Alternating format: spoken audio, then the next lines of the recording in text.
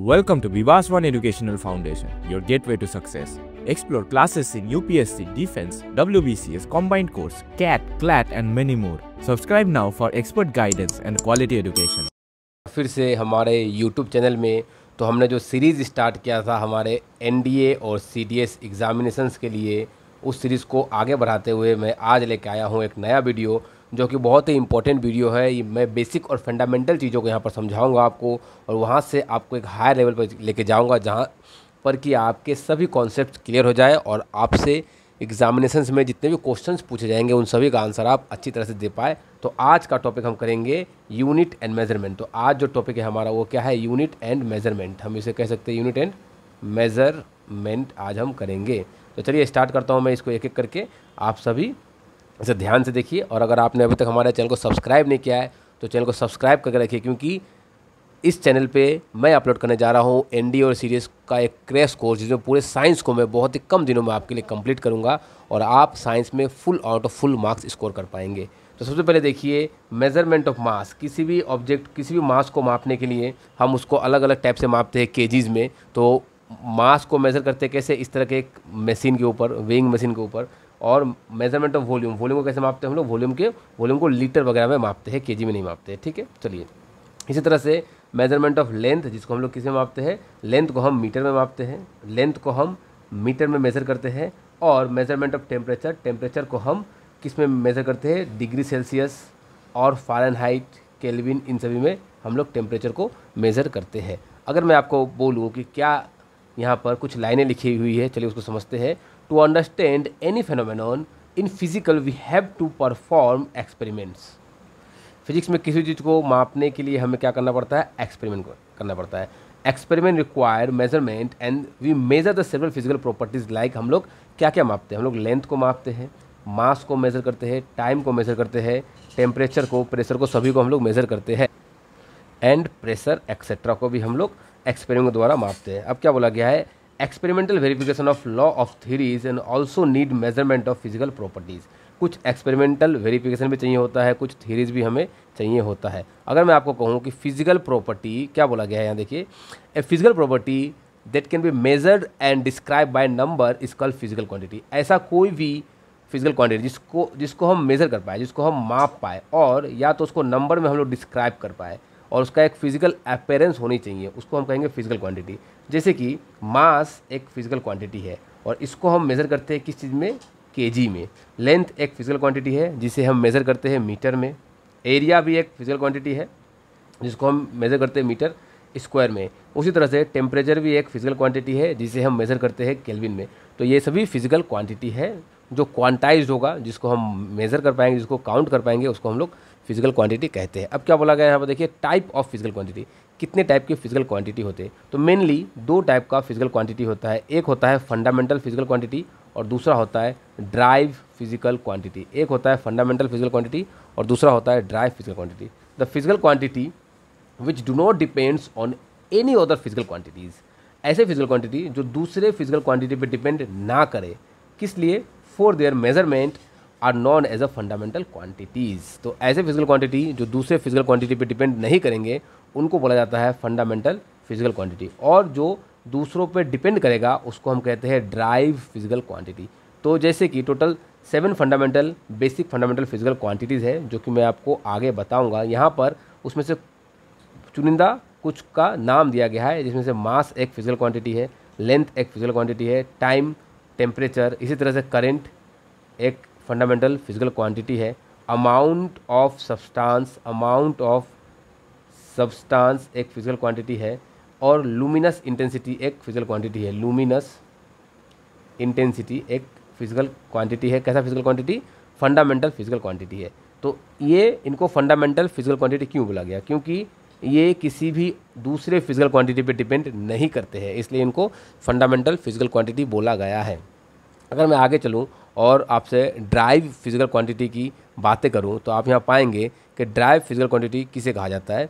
तो बोला जाता है the physical quantities which depends on one और more fundamental physical quantity for their measurement. तो मैंने आपको ऑलरेडी बोल रखा है कि ऐसे फिजिकल क्वांटिटी जो एक या फिर एक से ज़्यादा फिजिकल क्वांटिटीज़ पे डिपेंड करे अपने मेजरमेंट के लिए, उनको बोला जाता है drive physical quantities. Drive physical quantity का फॉर्मूला एग्जाम्पल हुआ एरिया, वॉल्यूम, स्पीड, फोर्स। जैसे कि मैं अगर आपको बोलूँ कि कैसे एक एरिया ड्राइव फिजिकल क्वांटिटी है, तो एरिया क्या होता है, एरिया होता है लेंथ इंटू ब्रेथ, जिसमें से लेंथ का यूनिट क्या होता है मीटर और ब्रेथ का यूनिट भी क्या होता है मीटर। तो लेंथ भी एक फंडामेंटल फिजिकल क्वांटिटी है और ब्रेथ भी एक फंडामेंटल फिजिकल क्वांटिटी है। तो चूंकि दो फंडामेंटल फिजिकल क्वांटिटी को इस्तेमाल करके हमने एक फिजिकल क्वांटिटी को ड्राइव किया, इसलिए एरिया को हम कह सकते हैं ड्राइव फिजिकल क्वांटिटी। इसी तरह से वेलोसिटी आप ले सकते हो, ये एक ड्राइव फिजिकल क्वांटिटी है। फोर्स एक ड्राइव फिजिकल क्वांटिटी है। Pressure is also a derived physical quantity. तो this all are example of derived physical quantity. अब देखिए यहाँ क्या बोला गया है, the standard use for the measurement of physical quantity is called unit.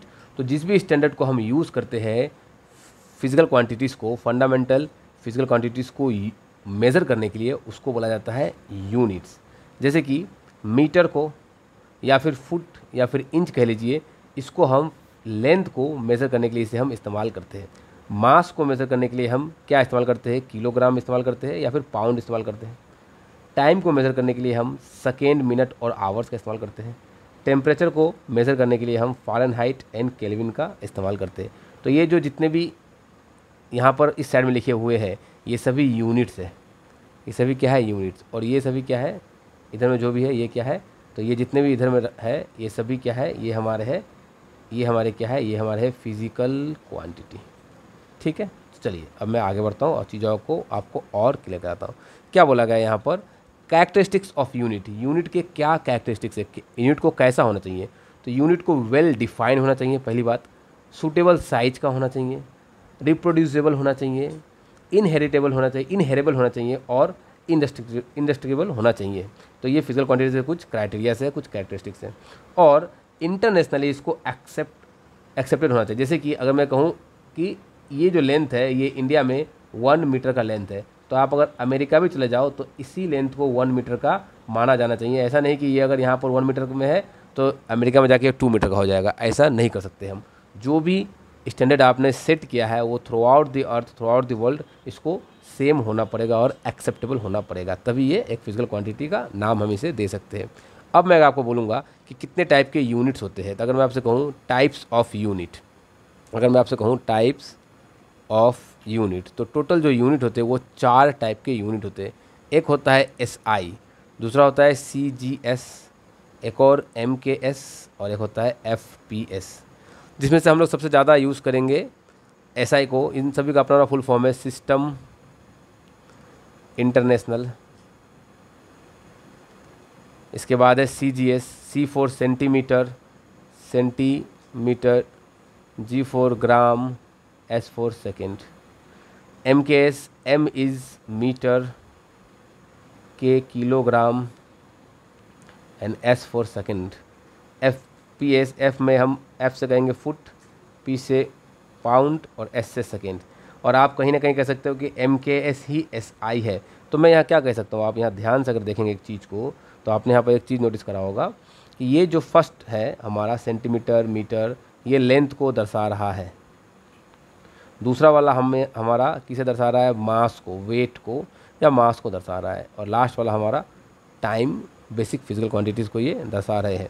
इसमें से जो सिस्टम इंटरनेशनल है SI, इसे हमें डिटेल में पढ़ना है, मैंने आपको ऑलरेडी बोल रखा है। तो चलिए इनके बारे में कुछ बातों को हम डिटेल में समझते हैं। क्या बोला गया है, ध्यान से समझिए कि इंटरनेशनल सिस्टम या सिस्टम इंटरनेशनल जो यूनिट है, in 1971 general conference on weight and measurement held in a meeting of the and decide a system of unit for international usage के लिए हमने एक यूनिट को डिसाइड किया। ठीक है, this system is called international system. इसे क्या कहा गया, इसे इंटरनेशनल सिस्टम कहा गया। किसका, यूनिट का। तो मैंने आपसे वीडियो के स्टार्टिंग में बातें करी थी कि टोटल 7 फंडामेंटल यूनिट्स होते हैं, जो कि यहाँ पर देखिए, यहाँ पर दिया गया है टोटल 7 बेसिक फंडामेंटल यूनिट यहाँ पर दिया गया है, जिसमें से कुछ नाम है यहाँ पर। मैं आपको यहाँ पर एक एक करके पढ़ के सुना देता हूँ। 7 फंडामेंटल यूनिट्स है, उनके नाम क्या क्या है। फंडामेंटल क्वांटिटीज, जैसे लेंथ, लेंथ का SI यूनिट होता है मीटर। तो आप कहीं भी लेंथ को मापते हो तो मीटर में मापते हो, ये SI यूनिट है। और उसका सिंबल क्या होता है, M। इसी तरह से जो मास होता है, मास का SI यूनिट होता है किलोग्राम और उसका सिंबल होता है kg। टाइम का SI यूनिट होता है सेकेंड और इसका सिंबल होता है S। टेम्परेचर का यूनिट होता है केल्विन और सिंबल होता है K। इलेक्ट्रिक करंट ये भी एक बेसिक फंडामेंटल यूनिट है जिसका यूनिट हम कहते हैं, फंडामेंटल क्वांटिटी है जिसका यूनिट हम कहते हैं एम्पियर और इसका सिंबल होता है A। इसी तरह से लुमिनस इंटेंसिटी मैंने आपको बताया था, ये एक फंडामेंटल क्वांटिटी है जिसकी यूनिट क्या होती है कैंडेला और सिंबल होता है CD।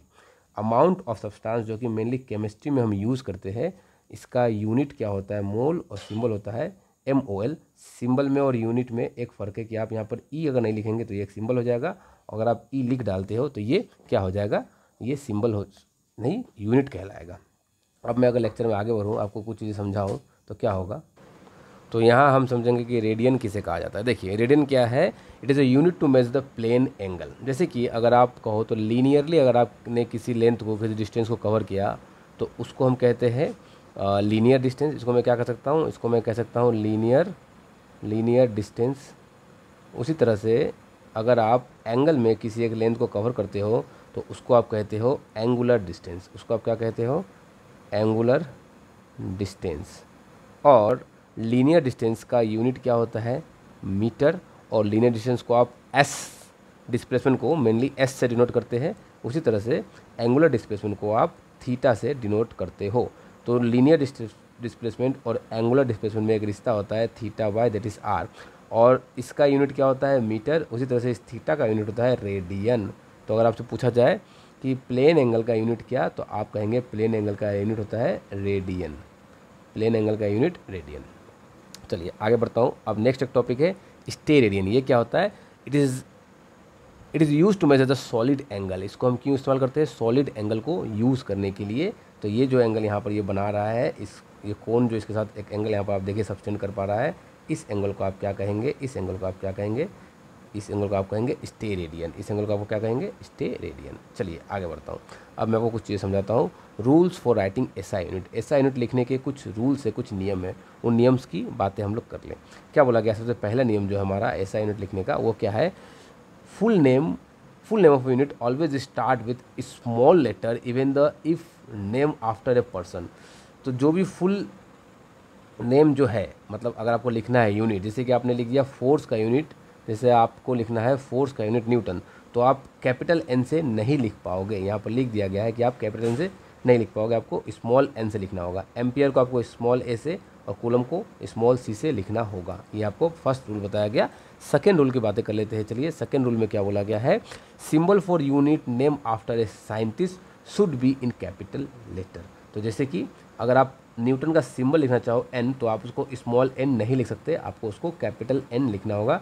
जैसे कि यहाँ पर एग्जांपल के तौर पे दिया गया है, केल्विन जो कि टेम्परेचर का यूनिट है, तो उसको आपको स्मॉल k नहीं कैपिटल K लिखना होगा। एम्पियर को आपको कैपिटल A और कूलम को आपको कैपिटल C लिखना होगा सिंबल के लिए। और अगर आपको यूनिट लिखना है, फुल नेम लिखना है, तो आप उसको स्मॉल में लिख सकते हैं। और तीसरा लॉ क्या है या तीसरा रूल क्या है, symbol for all the other units are written in small letter. और बाकी जितने भी यूनिट्स है उसको किस में लिखना होगा, आपको उसको आपको स्मॉल लेटर में ही लिखना होगा। तो ये कुछ नियम है। चलिए आगे बढ़ता हूँ, इस नियम के सिलसिला को और आगे बढ़ाता हूँ। फोर्थ नंबर में क्या बोला गया है, one space is left between the last digit of numeral and the symbol of a unit. तो जो 10 kg अगर आपको लिखना है तो आप ऐसे नहीं लिख सकते, आपको 10 kg लिखने के लिए बीच में एक गैप छोड़ना होगा। ये छोटे छोटे कुछ नियम है जो कि यहाँ पर आपको स्पेसिफाई कर दिया गया है। उम्मीद करता हूँ ये सब अगर आप पढ़ेंगे तो भी आपको ईजिली समझ में आ जाएगा। चलिए अब हम लोग नेक्स्ट टॉपिक पे नेक्स्ट चीज़ों को लेके बात करते हैं। क्या बोला गया है यहाँ पर देखिए, some practical units for measuring the length को मेजर करने के लिए कुछ प्रैक्टिकल्स यूनिट है। जैसे कि लाइट ईयर अगर आप कहो तो आपको लगेगा लाइट ईयर मतलब ये टाइम का यूनिट होगा, अगर आपको ऐसा अपेयर होगा, मगर ये टाइम का यूनिट नहीं है, ये यूनिट है डिस्टेंस का। अगर डिस्टेंस बहुत लंबा होगा, जैसे कि मान लीजिए आपने आज इस पॉइंट से एक लाइट को छोड़ा और 1 साल के बाद वो लाइट जाकर के एक प्लैनेट को हिट करता है, तो ये जो डिस्टेंस है आपके जहाँ आपने छोड़ा जहाँ से लाइट को और जहाँ पर जाकर के इसने प्लैनेट को हिट किया है, इस बीच के डिस्टेंस को हम कहेंगे 1 लाइट ईयर। इसको हम क्या कहेंगे, 1 light year. So the light year is the unit of distance, not the unit of. Light year को अगर आप सुनना चाहो कि ये मीटर में कितना होता है, तो देखिए यहाँ पर लिखा गया है कि 1 लाइट ईयर जो होता है वो अप्रोक्सीमेटली 9.5 × 10⁻15 मीटर लेंथ होता है। जैसे कि लाइट ईयर हम किस लिए यूज़ करते हैं, तो लाइट ईयर को हम इस्तेमाल करते हैं 2 प्लानेट या 2 स्टार के बीच के डिस्टेंस को मेज़र करने के लिए हम लाइट ईयर यूनिट का इस्तेमाल करते हैं। जब भी दूरियाँ बहुत बड़ी होती है तो हम लाइट ईयर का इस्तेमाल कर लेते हैं, ठीक है, डिस्टेंस ऑफ स्टार को मेज़र करने के लिए। जैसे देखिए यहाँ पर एक क्वेश्चन पूछ लिया गया है। मैंने आपको बताया था कि जो भी क्वेश्चंस एनडीए सीरीज़ के प्रीवियस में पूछे गए होंगे उन सभी को मैं आपके लिए यहाँ पर जरूर लेके आऊँगा, जिससे कि आपको क्लियरिटी हो जाएगी कि आपको कितना पढ़ना है और किस लेवल तक पढ़ना है। देखिए क्या बोला गया है, बहुत ईजी से question. Light year is a unit of measurement of very large distance.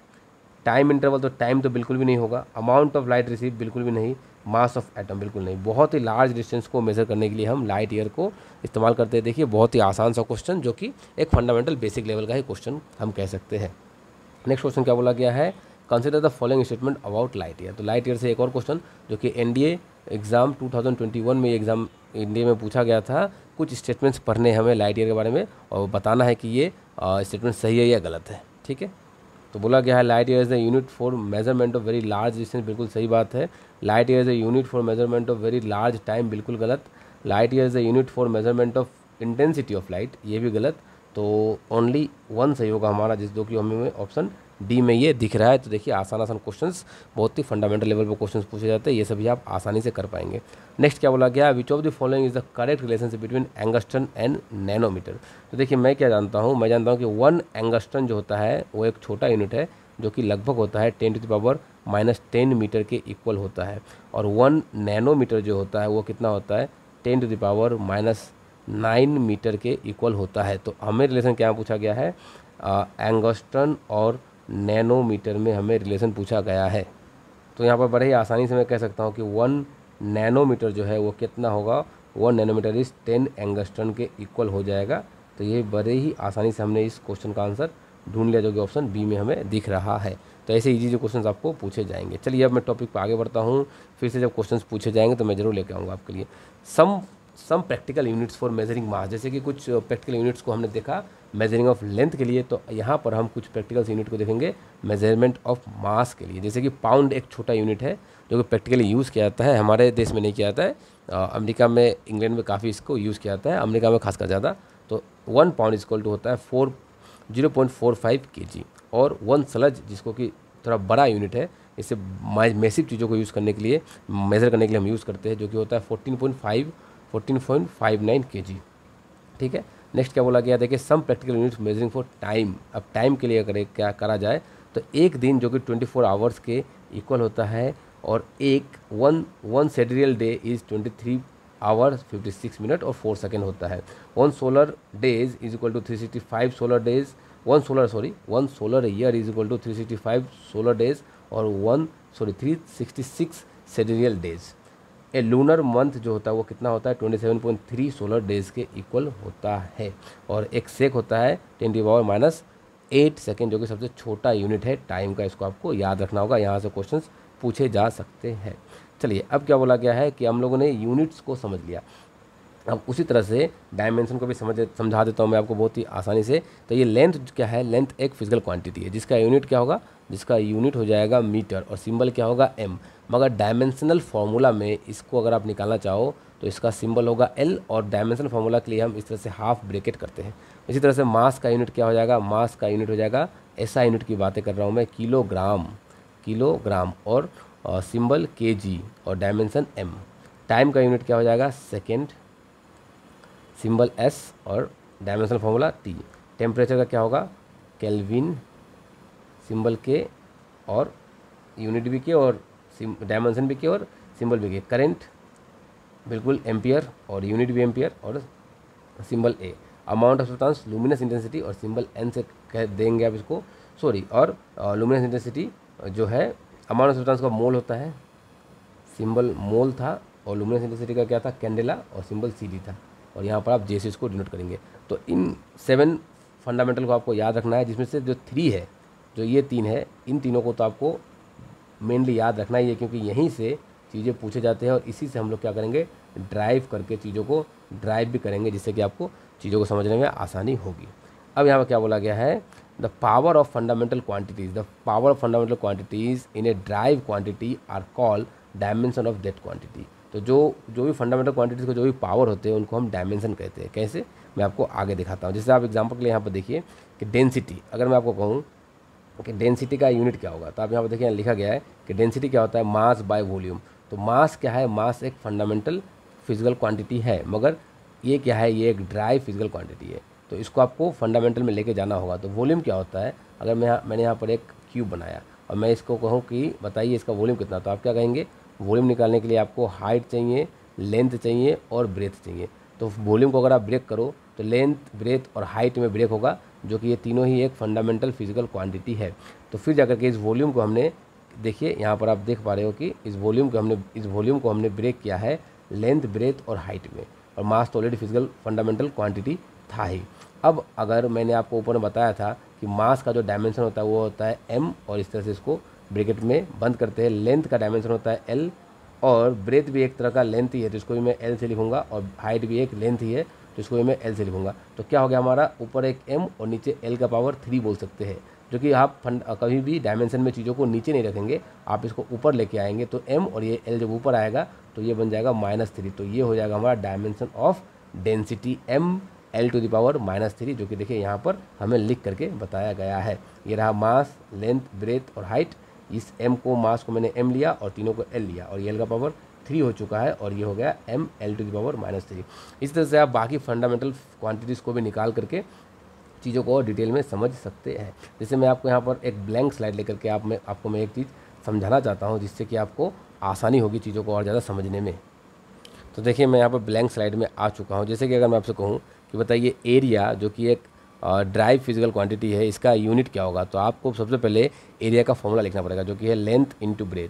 अब बताइए कि लेंथ जो है वो एक फंडामेंटल क्वांटिटी है, और लेंथ की यूनिट क्या होती है, मीटर, और ब्रेथ भी एक फंडामेंटल फिजिकल क्वांटिटी है जिसकी यूनिट मीटर होती है। तो क्या हो जाएगा, ये मीटर स्क्वायर, ये क्या हो गया इसका SI unit. Metre square is the SI unit of area. अगर मैं आपको कहूँ कि इसका CGS निकालिए आप, तो CGS में क्या होगा कि CGS में जो लेंथ की यूनिट होती है वो क्या होती है, लेंथ की यूनिट CGS में क्या होती है, सेंटीमीटर, और ब्रेथ की यूनिट भी क्या होती है, सेंटीमीटर। तो आप क्या कहेंगे कि CGS में इसका यूनिट हो गया सेंटीमीटर स्क्वायर, और SI में हो गया मीटर स्क्वायर। अगर मैं इसका डायमेंशन निकालने को कहूँ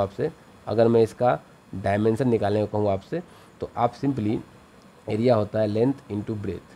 तो लेंथ क्या हो गया, लेंथ इज़ द लेंथ, तो लेंथ है तो इसका सिंबल क्या होगा, L, और ब्रेथ भी क्या है, लेंथ ही एक टाइप का, इसका सिंबल होगा L। तो आप क्या कर सकते हो, l⁻²। तो ये हो गया डायमेंशन ऑफ एरिया। ये क्या हो गया, एरिया का डायमेंशन। इसी तरह से मैं अगर आपको 2-4 और पूछूं तो आप बहुत ही आसानी से इसको निकाल पाओगे। जैसे कि मैं कहता हूँ एक्सेलरेशन का निकालना है आपको, तो एक्सेलरेशन का कैसे निकालेंगे, तो किसी भी फिजिकल क्वांटिटी का यूनिट एंड डायमेंशन निकालने से पहले आपको उसका फॉर्मूला याद होना चाहिए। तो एक्सेलरेशन का होता है change in velocity, change in velocity by time. ये होता है एक्सेलरेशन का यूनिट, एक्सेलरेशन का फॉर्मूला। और वेलोसिटी चेंज मतलब वेलोसिटी बोल सकते हैं इसको, और टाइम को t बोल सकते हैं। तो वेलोसिटी क्या होता है, आपको इसको, क्योंकि देखिए टाइम तो फंडामेंटल मिल गया आपको, मगर वेलोसिटी आपको फंडामेंटल नहीं मिला है। चूँकि वेलोसिटी आपको फंडामेंटल नहीं मिला है तो आपको वेलोसिटी को ब्रेक करना होगा। तो वेलोसिटी होता है डिस्टेंस बाई टाइम। तो मैंने क्या किया, इस वेलोसिटी की जगह पर यहाँ पर डिस्टेंस बाई टाइम लिखा, और यहाँ पर पहले से एक टाइम था। तो अब ये जो तीनों चीज़ें हैं, चाहे वो डिस्टेंस हो, दोनों टाइम हो, ये तीनों अब क्या है, फंडामेंटल फिजिकल क्वांटिटीज़ है। तो मैं इसको आराम से यहाँ पर सब्स्टिट्यूट करके इसके यूनिट्स को लिख सकता हूँ। तो डिस्टेंस का यूनिट क्या होता है, मीटर, और टाइम का क्या होता है, सेकेंड। तो 2 बार सेकेंड को मैंने यहाँ पर लिख दिया।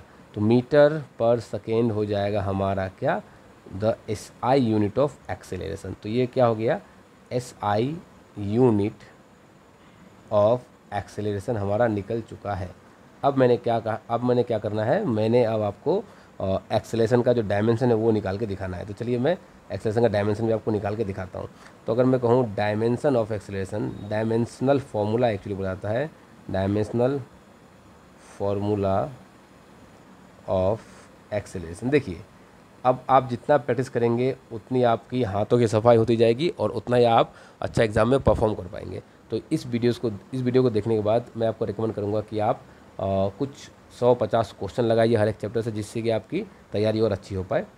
मैं सारा क्वेश्चन अगर यहाँ पर कराने लगूँ तो हमारा कोर्स कंप्लीट करने में बहुत टाइम चला जाएगा, तो इसलिए मैं कुछ लिमिटेड क्वेश्चन ही करा के आपको आगे बढ़ जाऊँगा। देखिए तो डायमेंशन क्या होता है, पहले मैंने क्या बोला यहाँ पर कि कि तोड़ के मैंने जब लाया तो मास और सेकेंड में मैंने इसको तोड़ कर रखा है। तो मास का डायमेंशन क्या होता है m, और सेकेंड का डायमेंशन क्या होता है t, और ये t कितने बार है 2 बार। तो मैं इसको क्या कर सकता हूँ m t⁻², और सॉरी मास तो नहीं है, ये डिस्टेंस है, मतलब मास ही है, सॉरी मीटर था ये, मैंने इसको मास मान लिया। तो ये डिस्टेंस होगा, इसको l कहेंगे, इसको l कहेंगे।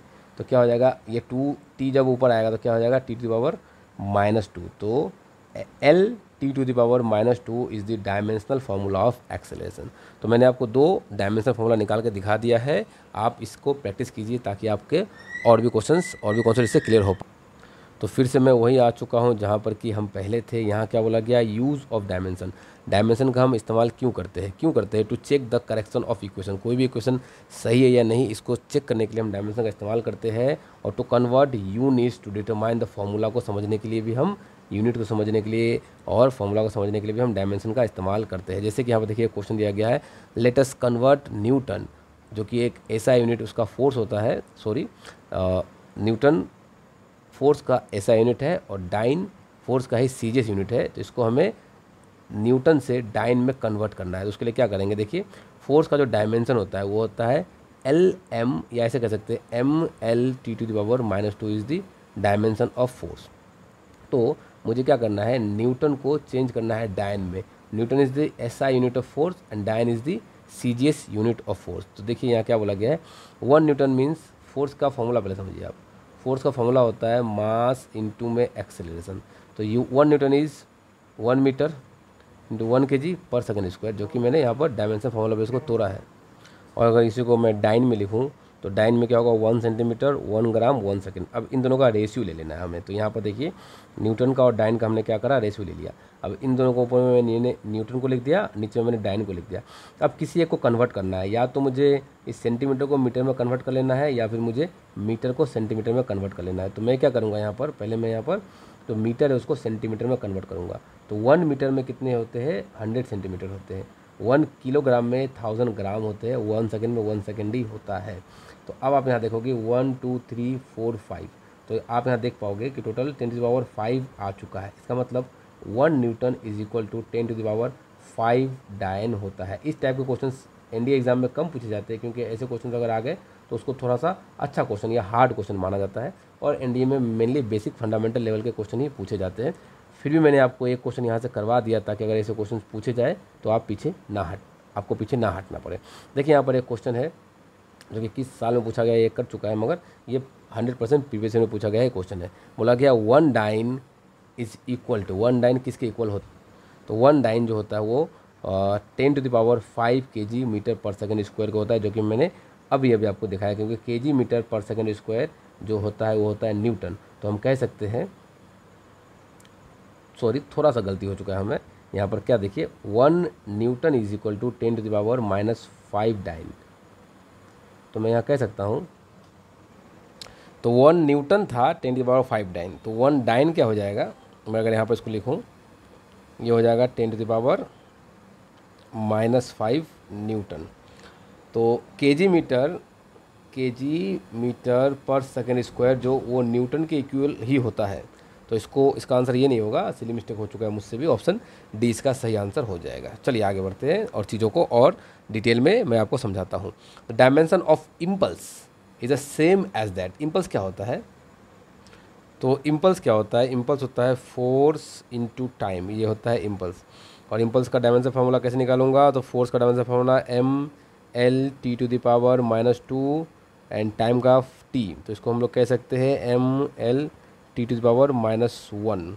तो ML t⁻⁻1 is the dimensional formula of impulse, and we have to find the same dimensional formula which is similar to the dimensional formula of impulse. So pressure क्या होता है, pressure होता है force into force by area. तो force by area तो नहीं होगा, force by area क्यों नहीं होगा, क्योंकि यहाँ पर टाइम चाहिए था हमें। वर्क क्या होता है, फोर्स इंटू डिस्प्लेसमेंट, ये भी नहीं होगा। देखिए लीनियर मोमेंटम हो जाएगा, क्योंकि मोमेंटम क्या होता है, मोमेंटम होता है मास इंटू वेलोसिटी, और मास का होता है m, और वेलोसिटी का क्या होता है, वेलोसिटी होता है हमारा L t⁻⁻1 होता है। और इसको हम लोग क्या कर सकते हैं, ML t⁻⁻1 लिख सकते हैं।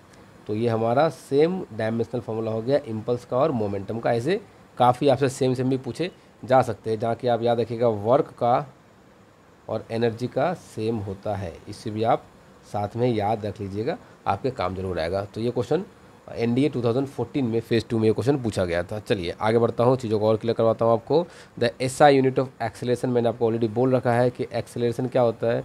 एक्सेलरेशन होता है velocity by time, and the velocity is distance by time, और नीचे ऑलरेडी एक टाइम था, तो क्या हो जाएगा, distance is metre, time is second square, तो मीटर पर सेकेंड स्क्वायर। ऑप्शन बी में मुझे ये दिख गया, मैंने इसको टिक कर दिया। चलिए चीज़ों को और आगे क्लियर करवाता हूँ। The SI unit of force is newton, is given by where M stand for metre and S stand for second. तो न्यूटन क्या होता है, केजी मीटर पर second square is the unit of newton. तो हमें ये कहाँ दिख रहा है, ऑप्शन बी में ये दिख रहा है। चलिए नेक्स्ट क्वेश्चन क्या बोला गया है, जो कि एनडीए 2017 में क्वेश्चन पूछा गया था। काफ़ी क्वेश्चन पूछे जाते हैं, तो ऐसी बात नहीं है, क्वेश्चंस अच्छे होते हैं, और अगर आपने अच्छे से पढ़ रखा है तो सभी क्वेश्चन आपसे सॉल्व हो जाएंगे। इस क्वेश्चन में क्या बोला गया, which of the following physical quantity has a same unit of pressure. तो प्रेशर क्या बोला था मैंने, प्रेशर होता है फोर्स बाय एरिया, और प्रेशर फोर्स बाय एरिया होता है। और अगर आप फॉर्मूला देखो स्ट्रेस का, तो स्ट्रेस भी होता है फोर्स बाय एरिया ही। तो मैं कह सकता हूँ कि प्रेशर का यूनिट किसके साथ सिमिलर है, तो स्ट्रेस के साथ। और मैंने आपको एक और बोला जो कि आपको याद रखना है, वर्क के साथ एनर्जी का सिमिलर होता है। चलिए आगे बढ़ता हूँ। The dimension formula of gravitational constant, universal gravitational constant का डायमेंशन फार्मूला क्या होता है। देखिए सबसे पहले आपको डायमेंशन फार्मूला निकालने से पहले यूनिवर्सल लॉ ऑफ ग्रेविटेशन का फार्मूला याद होना चाहिए, जो कि होता है F capital G capital M small M by R square. इस फॉर्मूले को मैं आपको डायमेंशन चैप्टर में पढ़ाऊंगा, ग्रेविटेशन चैप्टर में पढ़ाऊंगा। यहाँ पर इस जी को बोला जाता है यूनिवर्सल ग्रेविटेशनल कांस्टेंट। अगर इसका डायमेंशन हमें निकालना है तो इसको सब्जेक्ट बनाना पड़ेगा, और क्रॉस मल्टीप्लाई करेंगे तो हो जाएगा एफ आर स्क्वायर, और नीचे 2m। फोर्स क्या होता है, फोर्स होता है m l t to the power -2। Radius एक लेंथ है, मतलब डिस्टेंस है, डिस्टेंस को हो गया L2, और मास 2 बार तो m2। तो इससे मैंने एक मास को कैंसिल किया तो इसने बचा 1, और ये यहाँ से कैंसिल हो चुका है, तो ये L कैंसिल नहीं होगा, ये L रहेगा। तो ये m ऊपर चला जाएगा तो क्या बन जाएगा, ये m, ये ऊपर चला गया, बन गया m to the power -1, L to the power 3 and t to the power m -1 L3। और अगर मैं कहूँ तो ये भी तो हमारा कैंसिल नहीं हुआ अभी तक, इसको मैंने क्यों कैंसिल किया, ये भी रह गया, तो t टू द पावर -2। तो m -1 L3 t to the power -2 हमारा बच चुका है, जो कि ऑप्शन बी में मुझे ये दिख रहा है। तो ये रहा हमारा यूनिवर्सल ग्रेविटेशनल कांस्टेंट का डायमेंशनल फार्मूला। तो डायमेंशन आपको निकालना आना चाहिए, क्योंकि यहाँ से काफ़ी क्वेश्चंस पूछे जाते हैं। चलिए अब मैं आपको समझाता हूँ एक बहुत इंपॉर्टेंट टॉपिक, जिसका नाम है the smallest value that can be measure by measuring instrument is called least count और रिजोल्यूशन। तो सबसे स्मॉलेस्ट वैल्यू जो कि एक मेजरिंग इंस्ट्रूमेंट से मापा जा सकता है, उसको हम लोग लिस्ट काउंट कहते हैं। जैसे कि एक रूलर स्केल से, इस टाइप के एक स्केल से, ये स्केल आपने देखा होगा कभी ना कभी, इससे आप मिनिमम 1 मिलीमीटर को माप सकते हो, क्योंकि ये छोटे छोटे जो गैप्स होते हैं वो 1 मिलीमीटर के गैप्स होते हैं, तो इसलिए इसका लिस्ट काउंट होता है 1 मिलीमीटर। अगर आपको उससे भी छोटा कुछ मेज़र करना है तो आपको वर्नियर कैलिपर का मदद लेना होगा, जिसकी लिस्ट काउंट होती है 0.1 मिलीमीटर। अगर आपको उससे भी छोटा कुछ मेज़र करना है तो आपको स्क्रू गेज का इस्तेमाल करना होगा, जिसकी लिस्ट काउंट होती है 0.01 मिलीमीटर। और उससे भी छोटा स्फेरोमीटर से हम मेज़र करते हैं, जिसकी लिस्ट काउंट होती है 0.001 मिलीमीटर। तो ये आपको कुछ इंस्ट्रूमेंट जिसका नाम आपको याद रखना होगा। अब अगर आप वेइंग स्केल की बातें करें तो आप इस टाइप के एक वेइंग स्केल से 1 kg को मेज़र कर सकते हो, और इस टाइप के वेइंग स्केल से आप 1 ग्राम तक को भी मेज़र कर सकते हैं। अगर टाइम को मेज़र करने की बातें करें तो आप इस टाइप के वॉच से आप 1 सेकेंड को मेज़र कर सकते हो, और इस टाइप के डिजिटल वॉच से आप 0.01 सेकेंड तक को भी मेज़र कर सकते हैं। अब आते हैं एक्यूरेसी ऑफ मेजरिंग। जो मेजरिंग होती है उसकी एक्यूरेसी को हम समझते हैं। चलिए, it refer to the closeness of measurement to the true value and the physical quantity. कौन सा वैल्यू किस एक्यूरेसी के कितने करीब है, उसको हम कहेंगे एक्यूरेसी। तो देखिए, मान लीजिए कोई एक ट्रू वैल्यू, एक मास है 25.67 kg, तो स्टूडेंट ए ने मेज़र किया 25.61 kg, स्टूडेंट बी ने बताया 25.65 kg, और दोनों में से अगर आपसे बोला जाए कि मोर एक्यूरेट कौन है, तो तो आप कहेंगे कि एक्यूरेसी के ज़्यादा नज़दीक स्टूडेंट बी ने मेज़र करा है, तो मोर एक्यूरेट कौन है, मोर एक्यूरेट स्टूडेंट बी है। तो इस तरह से हम लोग मीन वैल्यू या फिर ट्रू वैल्यू के सबसे नियरेस्ट पॉइंट को, सबसे नियरेस्ट वाले वैल्यू को हम एक्यूरेसी नाम देते हैं। अब प्रिसिजन क्या होता है, it refers to the limit to which the physical quantity is measure, किस लिमिट तक हम किसी फिजिकल क्वांटिटी को मेजर करते हैं। मान लीजिए time measure by student is 3.6 second, time measure by उस एक दूसरे स्टूडेंट ने टाइम मेजर किया 3.69 सेकेंड, एक और स्टूडेंट ने टाइम मेजर किया 3.695 सेकेंड। तो जो अपने वैल्यू को जितना डिटेल में लेके जाएगा उसको हम बोलेंगे प्रिसाइज, ये प्रिसाइज वैल्यू है। ये सभी जनरल बातें होती है जो कि आप लोगों को पता होता है। अगर यहाँ पर एक क्वेश्चन पूछा गया इसी से रिलेटेड, देखिए क्या बोला गया है, एनडीए 2019 का ये क्वेश्चन है। A student measure certain length using the metre scale having the list count 1 millimetre, which of the following measurement is more precise, इसमें से ज़्यादा प्रिसाइज वैल्यू कौन सी है, ज़्यादा प्रिसाइज वैल्यू इसमें से कौन सी है। ठीक है, तो सबसे प्रिसाइज वैल्यू इसमें ऑप्शन सी है, जो कि 0.925 मिलीमीटर तक मेज़र कर रखा है इन लोगों ने। इसलिए चलिए चीज़ों को और आगे बढ़ाता हूँ। क्या बोला गया, the total number of digits, reliable digits और last certain digits which are directly obtain from a particular measuring is called significant figure. तो अब हम समझेंगे कि सिग्निफिकेंट फिगर किसे बोला जाता है। इसे आप ध्यान से समझिएगा क्योंकि यहाँ से क्वेश्चंस पूछे जाते हैं। देखिए जैसे कि यहाँ पर लिखा गया है 6.113 ग्राम, तो यहाँ पर कितने डिजिट्स है, तो टोटल 3 डिजिट्स है, तो इसको बोलेंगे हम 3 सिग्निफिकेंस फिगर है।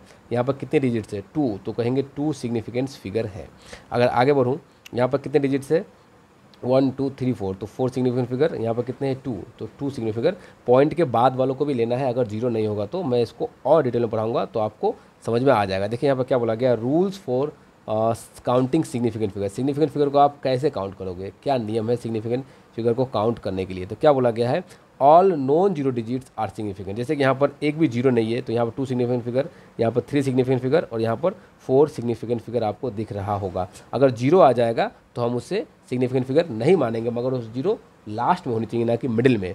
और zero between non zero digits, अगर कोई नॉन जीरो डिजिट के बीच में भी अगर एक जीरो आ जाए तो भी ये सिग्निफिकेंट फिगर ही कहलाएगा, और अगर लास्ट में आ जाए तो ये सिग्निफिकेंट फिगर नहीं कहलाएगा। जैसे कि यहाँ पर 3 आपको दिख रहा है डिजिट, फिर भी एक ही सिग्निफिकेंट फिगर होगा, और अगर बीच में अगर आ जाए तो सिग्निफिकेंट फिगर कितने हो जाएंगे, सिग्निफिकेंट फिगर बढ़ जाएंगे। देखिए यहाँ पर जैसे बीच में जीरो आ चुका है फिर भी सिग्निफिकेंट फिगर कहलाएगा, यहाँ पर बीच में जीरो आ चुका है फिर भी ये सिग्निफिकेंट फिगर कहलाएगा, मिडिल में चाहे कितने भी जीरो आ जाए सिग्निफिकेंट फिगर ये जरूर काउंट होगा।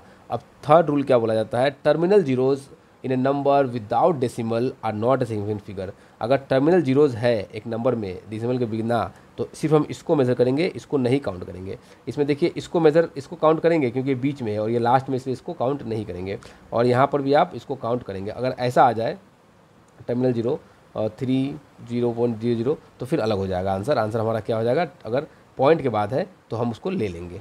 देखिए the terminal zero that are also the right decimal point, उसको हम क्या करेंगे, सिग्निफिकेंट फिगर में काउंट करेंगे। जैसे यहाँ पर देखिए इसको सिग्निफिकेंट फिगर में काउंट कर लिया गया है, यहाँ पर इसको भी सिग्निफिकेंट फिगर में काउंट कर लिया गया है, तो ये भी हमारा कितने होगा, ये भी हमारा 1 to 4 सिग्निफिकेंट फिगर हो जाएगा। तो यहाँ पर आपको सिग्निफिकेंट फिगर में क्लियरिटी हो गई होगी।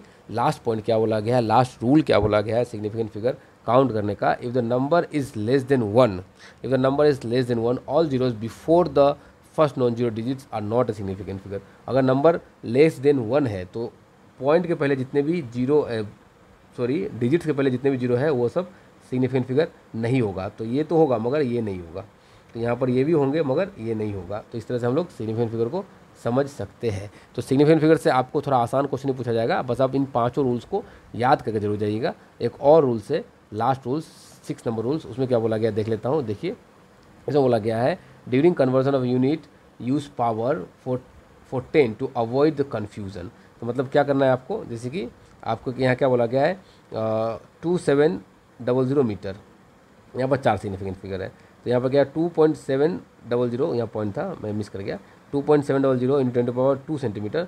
तो यहाँ पर जो है इन चारों को ही कंसिडर करेंगे, इनको हम कंसिडर नहीं करेंगे। यहाँ पर भी इन चारों को ही कंसिडर करेंगे, इनको कंसिडर नहीं करेंगे सिग्निफिकेंट फिगर में। इन बातों को आप याद रखिएगा। अब यहाँ पर एक बहुत ही इंटरेस्टिंग एक टॉपिक आ चुका है जिसको हम कहते हैं राउंडिंग ऑफ। जैसे कि मान लीजिए यहाँ पर लिखा गया है 10.66, तो आप इसको राउंड ऑफ करके 669, तो आप इसको राउंड ऑफ करके लिख सकते हो 10.67। यहाँ पर 5 से ज़्यादा है तो आपने यहाँ पर 1 ऐड कर दिया, ठीक है। यहाँ पर आप ऐसे कर सकते हो 664, तो आपने इसको ऐसे लिख दिया 10.66 लिख दिया आपने। यहाँ 5 से ये कम है, इसलिए आपने यहाँ पर एक ऐड नहीं किया, यहाँ पर एक ऐड आपने कर दिया। तो ये राउंडिंग ऑफ करने का भी कुछ रूल्स होते हैं, उन रूल्स को मैं आपको समझाता हूँ। सबसे पहला रूल्स क्या है, if the digits to be drop less than 5 then the preceding digits is left unchange. क्या बोला गया है कि देखिए यहाँ पर जैसे बोला गया है 64.62, तो यहाँ पर ये 5 से कम है, इसलिए मैं यहाँ पर 1 ऐड नहीं करूँगा, तो ये क्या हो जाएगा 64.6 ही रहेगा। फिर यहाँ क्या बोला गया है 3.651, फिर ये 5 से कम है तो मैंने 1 ऐड नहीं किया, इसको 5 ही छोड़ दिया। यहाँ पर आप देख पाओगे कि 546.3, तो आप इसको 546 ही लिख सकते हैं। अब नेक्स्ट रूल क्या बोला गया है, if the digit to be drop, if the digit to be drop is more than 5, जिसको आपको हटाना है वो 5 से ज़्यादा है, then the preceding digit is raise by 1, तब आपको उसके पास वाले डिजिट में एक बढ़ा डालना है। जैसे कि 3.497 और ये लास्ट वाला 9 जो है वो 5 से ज़्यादा है, इसलिए मैं यहाँ पर 1 को ऐड कर सकता हूँ। तो मैंने यहाँ पर 1 को ऐड करके 47 की जगह 48 लिख डाला। यहाँ पर भी आप देख सकते हो 93.46, जो कि 5 से ज़्यादा होने की वजह से मैं यहाँ पर 1 ऐड करूँगा और इस 4 को मैं 5 लिख सकता हूँ, तो हो गया 93.5। यहाँ पर भी सेम एज यहाँ पर भी ऐसा किया गया है। अब थर्ड रूल क्या बोला गया है, थर्ड रूल यहाँ बोला गया है, if the digit to be drop is 5 follow by the digit other than 0। क्या बोला गया है कि अब जो डिजिट आपको ड्रॉप करना है, then the preceding digit is raise by 1, तो जो पास वाला डिजिट है उसको हमको 1 से बढ़ा डालना है। जैसे कि मान लीजिए कि आपने क्या करा, आपने यहाँ पर देखा कि 62.354, तो आपको इसको हटाना है, तो ये तो 5 है, तो अब ये 5 है, अगर ये 6 होता तो आप इसको 4 कर देते, अगर ये 4 होता तो आप इसको 3 ही रहने देते, मगर ये ना 6 है ना ये 4 है, ये 5 है बिल्कुल, ना 5 से कम ना 5 से ज़्यादा। तो आपको पास वाला डिजिट देखना होगा। अगर पास वाला डिजिट नॉन ज़ीरो है, ज़ीरो को छोड़ के कुछ भी है, तो आप आंख बंद करके यहाँ पर इस 3 को आप 4 कर सकते हो, दैट इज़ इंक्रीज़ कर सकते हो, यहाँ ये बोलना चाह रहे हैं। तो यहाँ पर चूँकि ये 4 है, नॉन ज़ीरो है, तो यहाँ पर इन लोगों ने 62.4 कर डाला। अगर मैं इसको आपको समझाने के लिए एग्जांपल लूँ, 62.354 ना होकर 350 होता तो फिर बातें कुछ और होती, जो कि हम लोग नेक्स्ट चौथे रूल्स में हम लोग समझेंगे। यहाँ पर देखिए 9.6552 है, आपको इस डिजिट को देखना है क्योंकि आप उसको हटाना चाहते हो। तो ये 5 मिल गया, अगर आपको ये 5 से ज़्यादा मिलता तो आप इसको बढ़ा डालते, 5 से कम मिलता तो आप इसको एज इट इज़ रहने देते, मगर ये चूँकि 5 मिल चुका है तो आपको इस डिजिट को भी देखना होगा। ये डिजिट नॉन ज़ीरो है तो आप यहाँ पर आंख बंद करके बढ़ा सकते हो, इस 5 को 6 ले सकते हो। अगर मैं नेक्स्ट टॉपिक में बात करूँ जो कि हमारा 0 आ जाता है, नॉन ज़ीरो की जगह 0 आ जाता है, तो क्या होगा, if the digit to be drop 5 follow by the 0 or nothing, अगर 0 हो या फिर कुछ ना हो तो क्या होगा, the least remaining digit is increase by 1 if it is odd और left as it is if it is even. तो मतलब क्या कि यहाँ पर 0 मिल चुका है आपको, तो आपको ये इसके पहले वाले डिजिट को देखना है। आपको क्या करना है, आपको इसके पहले वाले डिजिट को देखना है जो कि 5 है। तो आपको क्या करना है, अगर आपको 5 मिल गया जो कि एक ऑड है, तो आपको इसको 1 से बढ़ा डालना है पास वाले को। तो देखिए यहाँ पर बढ़ा डाला। अगर आपको ये इवन मिल जाता तो आपको इसे एज इट इज़ छोड़ना पड़ता। देखिए कि यहाँ पर आप देख पा रहे हैं कि कुछ नहीं है या फिर 2 एक इवन है, तो इसको एज इट इज़ छोड़ दिया गया। तो ये कुछ रूल्स है जिससे कि हमने क्या समझा, कैसे हम लोग लिस्ट काउंट को और हम लोग कैसे राउंडिंग ऑफ कैसे कर सकते हैं। देखिए इस चैप्टर में काफ़ी डिटेल्स थे जो कि मैंने आपको सभी डिटेल्स को समझाया। बहुत सारे क्वेश्चंस थे जिन क्वेश्चंस को मैंने आपको करवा रखा है। अब अगर आपको ये वीडियो पसंद आई हो तो वीडियो को ज़रूर लाइक कीजिए, और अगर आपने अभी तक चैनल को सब्सक्राइब नहीं किया है तो हमारे चैनल को सब्सक्राइब कीजिए, ताकि आपको ये सभी वीडियो टाइम टू टाइम मिल पाए। और आप इन सभी नोट्स को डाउनलोड कर सकते हैं हमारे टेलीग्राम चैनल से। टेलीग्राम चैनल का लिंक वीडियो के डिस्क्रिप्शन में दिया गया है। अगर आप हमसे ऑफलाइन में जुड़ना चाहते हैं तो ऑफलाइन में जुड़ने के लिए हमारे टीम का नंबर भी डिस्क्रिप्शन में दिया गया है, आप वहां से कांटेक्ट कर सकते हैं। बहुत ही जल्द हम लॉन्च करने जा रहे हैं एनडीए और सीडीएस का एक न्यू बैच, और आप हमारे विवासवान एजुकेशनल फाउंडेशन के मोबाइल ऐप को ज़रूर डाउनलोड कीजिए, क्योंकि मोबाइल ऐप पर भी बहुत सारे अपडेट्स आते हैं और वहाँ पर भी बहुत ज़्यादा सारा कंटेंट है जो कि यूट्यूब में हम हमारे पास अवेलेबल नहीं होता है, वो हम उस ऐप में डालते हैं। तो आप ज़रूर से ज़रूर हमारे ऐप को भी डाउनलोड कर लीजिए। तो मिलते हैं नेक्स्ट वीडियो में, आप सभी का बहुत बहुत धन्यवाद। Thank you for learning with Vivas One Educational Foundation. For contents like this, follow us on Facebook and Instagram today.